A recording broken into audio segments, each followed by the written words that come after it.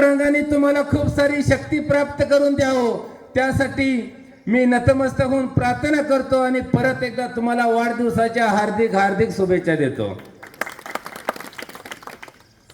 तुम्ही मग बोलत असताना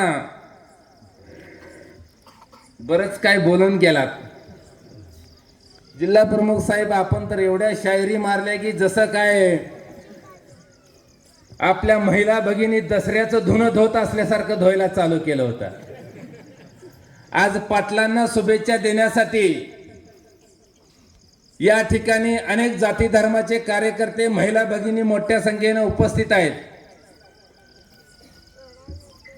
खरं तर राजकीय तेज नाही, राजकीय सभा नाही, म्हणून जास्ती काय वेळ घेत नाही, जास्ती बोलत नाही. आज आपणास शुभेच्छा देण्यासाठी माझ्या संकट उपस्थित असलेले सर्व धाडस संघटनेचे पदाधिकारी, कारण आता वेळ सगळ्यांनी तुमची नावं घेतली, ते मी काय नावं घेत नाही, घ्यायला लागते, ते रुसत नाही ना, फुगत नाही ना, नाहीतर आता लय 12 भानगड चालायचा. थोडं काय झालं का थोबड फुगवायचं.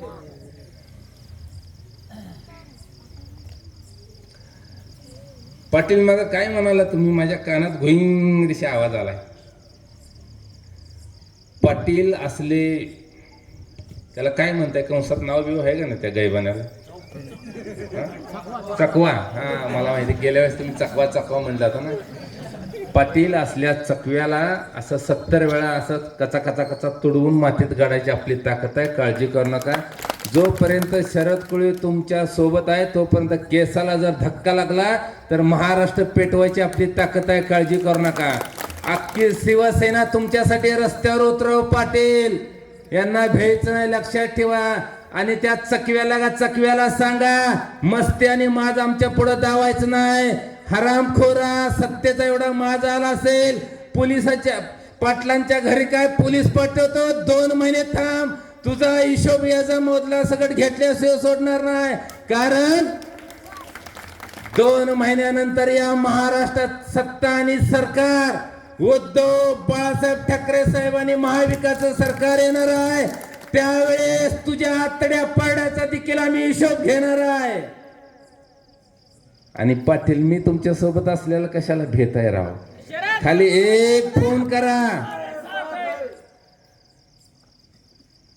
शिवसैनिक थोडे बाजूलाच राहू द्या. या फकड्याचे धाडस संघटने शरद कुळचे कार्यकर्ते त्यांना फाडून तोडून काढतील. अरे